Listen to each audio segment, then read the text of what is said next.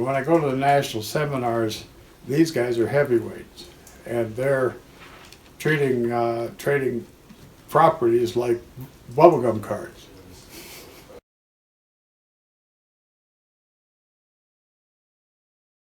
As a broker looking for commissions, if I take your listing, I do three things. I put up a sign, I produce a flyer, I put it on the MLS. If you're an exchanger, you do four things. You present it for exchange. Having asked this question of your client, if we get it sold for you, what are you going to do with your money, with the money? And if he says buy real estate, describe it. And you introduce the concept of exchanging, say, sometimes we find somebody that might want your property for the property you've just described, and that's an exchange. In our organization, we gather as real estate professionals from all over the country, and we have 30, 40 different states represented at our larger meetings. The general format is we've got an audience, in whatever configuration they are. You have a podium with a presentation where a person presents a property, and then you have a moderator who facilitates the presentation and is an interface between the audience, who are all licensees, all licensed brokers, and the licensed broker who's presenting the client's property. We've got the broker, he knows everything about the property. We've got the people out in the audience, and they're trying to figure out whether they're going to be interested in your deal. Moderator tries to get everybody interested. When I say moderate you, they ask questions, and the goal of the moderator is to get as much information out as possible. The moderator has a script. We go through a general formula of going through the property, the people, the problem or the opportunity, depending on how you look at it, and then the solution. And they ask certain questions in certain order. For instance, I want to know about the property before I want to know about the financing or the income. I want to know about the revenues and expenses. I want to know about the loan, whether it's assumable, whether we're going to do new financing. Then we get to the client. What's he done in the past? What's he looking to do in the future? How do we describe his problem, if he's got a problem he's trying to solve? When we have a national meeting, we actually have numbers. So each person, depending on their order, has a number, and then each package has a sub-number of the broker. So we have papers on the tables, and they're called mini forms. They're just idea sheets, they're non-binding. So we've got some forms that we've got that are from one broker to another that says, hey, I think that my client with this property might be a good fit for your client with this property. It's a non-binding proposal, just an idea. So if you have a property that will fit that, he'll ask for numbers, and you'll say 187.1 or 187.2. Now, when it comes to interested, that means you have some interest, so send me information.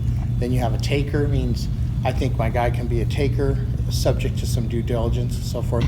A super taker means you are the principal, or you have power of attorney, you can make the decisions. It's also subject to due diligence, but so you'll say like 187.2 interested, or 187.2 super taker, that kind of stuff. 101.1. 187. 111. 111. This format that we have here, we use it at Orange Coast too. It's called the Reno format. Richard Reno came up with this kind of format. It is the focus of the property, the people, the problem, the opportunity, and then the solution. It covers the first couple of lines of it, or what we would call our normal MLS type of pitch, which is what the property is and what the basic benefits of the property, the benefits that are offered, and then benefits sought by the client, and other things that they can add. Down in the bottom section here, there's a place called Can Ads. Okay, and Can Ads means, well, with this property, I can add something else if it's a bigger deal or something like that. Okay, a can add is a property that you also own. So for instance, if I say, hey, I'll give you a fourplex for your $1 million property, and they say, well, what else can you add? Well, I could add money from a new loan, or I can add this other duplex or this other piece of land. Can adds are usually a list of properties that we put on there saying that these are additional things owned by this client. A lot of times the can ad will make the deal. You might have a presentation of what's motivating the client is a little duplex with a tenant that they don't like and they're tired of, and that's why what they said, take to the marketplace, go buy with this thing because we don't want it anymore. But they also own a $10 million triple net property, okay? It is a can ad, it's on the market, they're willing to trade it or do a deal with it. Nothing to do with this duplex, but a guy at the meeting who's not interested in the duplex might say, my God, I got a client for your $10 million deal. You know, the can ad then was very beneficial. A must take is a property that you have a level of motivation that you want to get out of. And you say, yeah, I'll do any deal, I'll give you $1 million in cash, for instance, I'll do whatever kind of deal, but you must take this property, okay? It is the target of what they're trying to do. Not just can I add it, you have to take it. And so the Reno format helps talk about who owns it, what they want to do with it, why they owned it and why they don't want to own it anymore, and what the benefits are in the property and what the benefits are sought by the client. We start with the client. The property is less important than his goals, particularly his long-term goals. In most real estate contracts, you're prohibited from discussing things like motivation, difficulties like divorce settlements or health issues or things like that, because it weakens the negotiating position of your client. However, in this environment, we get permission to talk about those things because those are actually the causes of the transactions taking place. We're more concerned about the things that cause them to want to participate than in general real estate. A good real estate broker or agent that's in this type of an environment, in this type of meeting, should have counseled with their client and explain to them that they're going to come to meetings like this and discuss motivations and things like that. But it's also with the understanding that what we say in this room stays in this room. Counseling's almost like dating. Probably not the most professional way to say it, but it's really getting to know your client. You go to, we call it counsel a client, meaning in the traditional world, you're going to meet a client, and usually you sit down and you talk about the property. No, we want to get to know the people, because the people have the motivations and desires, not the property. The property is just a property. You know, Richard Reno said there's no such thing as a bad property, it's just wrong ownership. The ownership screws the situation up, you know. We could all own the same property and we could all have different outcomes because of our experiences and so forth. There's more of a counseling rather than just a, what do you want to sell your property for? Great, I'll list it and I'll try to sell it. This is much more of, well, what are you trying to accomplish? What benefits are you seeking? Why are you selling? What are your goals ultimately? It's a little bit more intimate. What needs to be done is counseling for the client. So you need to speak with the client and have their permission to discuss the motivation. So most of our licensing, I'm licensed in Colorado, our state doesn't allow us to talk about why a client wants to sell the property unless we get special permission from them to tell about the motivations, okay? Motivations are key in exchanging. It's the reason they want out a title to what otherwise would be a wonderful asset. Everyone's got different benefits. Some people might want land because land is easy to manage. You just mow it, you pay taxes, that's it. Some people want income. Some hate debt, some love debt. They buy residential because they want to live in it. That's a benefit. Some people may want a project. There's a lot of people out there that say, hey, I've got a fully occupied strip center that has income. I don't want that. I want something that is vacant that I can go add a lot of value to increase the upside. They buy investment property because it gives them cash flow. They buy an empty shopping center because they value add. They call value added. They could go add their expertise, fill it up, and recognize their equity and move on. Management is a benefit. Some people want to manage, some people don't. Some people want tenants, some people don't. Some people want big value add upside, some want development. It really depends. Geographical location can be a benefit. So focus on the benefits and try to identify the benefits of what your client's looking for. Sometimes we're surprised what our clients will do. They give a narrow perspective, and all of a sudden they look at a bunch of what we call mini offers, and he'll say, I'll look at this one, I'll look at this one, I'll look at this one. And they broaden their perspective, and we get to know them better. That's why this is so different, is because we automatically understand that you can't go out a title until you have a taker and a haver, and if you say the taker must have cash, you went and you limited your market. Value. Everybody thinks value is an appraisal or numbers.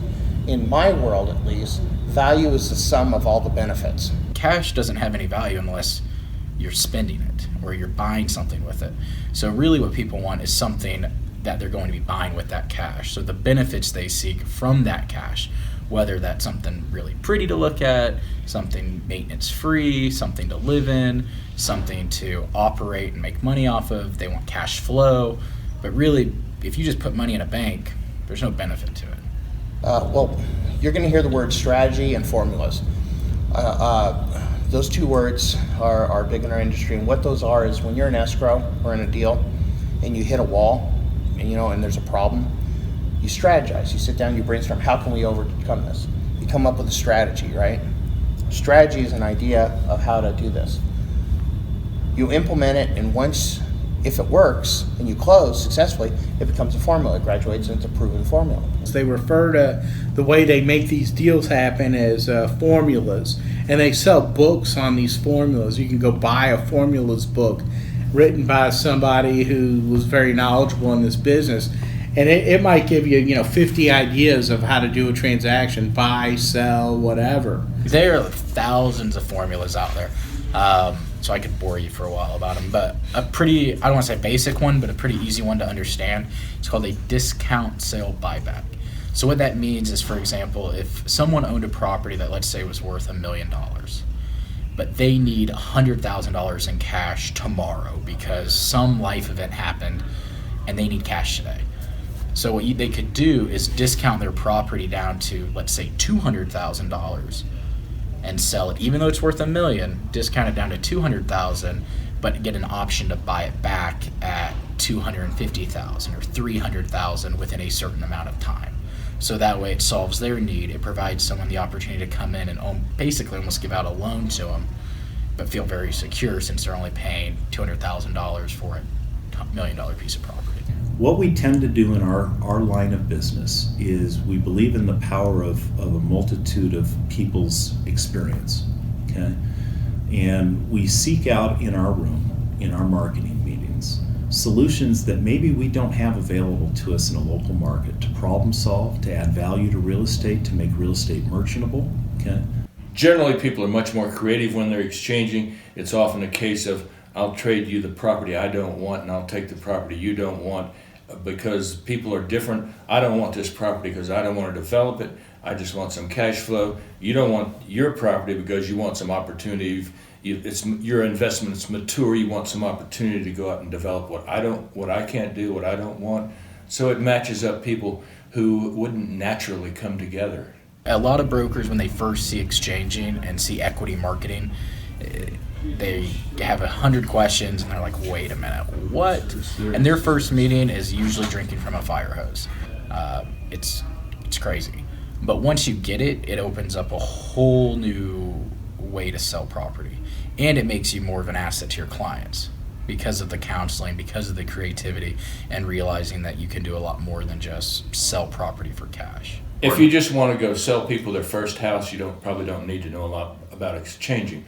But if you want to help people grow their real estate portfolio, their investment, really plan their future for them in a really very secure way. Yeah, it's one of the tools you need to have to advance your career and to advance, most importantly, your clients and their interests, their investments. And we are a very small minority portion of the real estate industry, and yet we do a huge volume of business. In this 3 or 4 days, we'll probably look at $1 billion worth of property offerings and maybe $800 million worth of cash havers. And we're not in competition. We're collaborators because we understand that the only reason a transaction goes together is because I'm giving up something that does not give me as many benefits as I'm getting from you. And you're getting something that gives you more benefits than what you have. If I had to do regular list and sell real estate for the last 21 years and hadn't had the distraction of being able to enjoy myself in exchanging, I probably would be doing something different. I probably wouldn't still be in real estate. The exchange part of this business is something that I have focused on because I have met some really interesting people, and quite frankly, some of the people that come to these meetings have become some of my best friends over the years. We're dream makers. We get the person to describe what he wants, and when we find it, we have a party. How many of you have never been to an exchange meeting before? What we have here, in my opinion, is the closest thing to the stock market that you have in real estate. Very few times can you go and present a property and then walk out of a room with multiple offers. If you're bringing something, that's something you can reasonably expect to come out of the meeting. Okay, I just want everyone to understand. So there's a sort of standardized format that's been done for years, back from the Richard Reno days and the rest, and that is we go through and we do a formal presentation. We talk about the property. This is the way all of them go. The property, the people, the opportunity, and the solution. Opportunity and problem are synonyms in real estate, okay? So it's property, people, problem, solution. Again, problem and opportunity are synonyms. So that's the format we go through. When we're done with all of that, people inquire, make some questions on the way. You ask the questions of the moderator, okay, who then asks the questions of the folks, and the moderator guides the whole presentation. At the end, we collect numbers. We say who's interested. You yell out your number. You say, you can say you're interested. What you want to do, if you're a taker, you want to be a taker with a property. So I've got 10 packages in there. If I like Dave's deal, I say, Dave, 1015. He knows when he goes, he can go through my packages and know which property I'm offering. If I just say 101, I'm just interested, not with a specific property, okay? If I say 101 with a specific number in the book, I'm a taker with that number.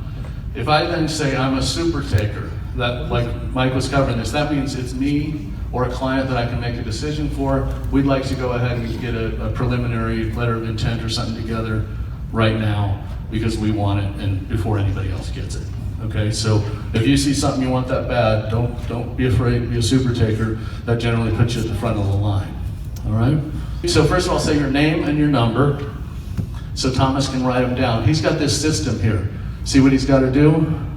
He's working. Okay, they're working the whole time to put this thing together. We end up with an unbelievably valuable document at the end, which is everyone's property and everyone who is interested in it.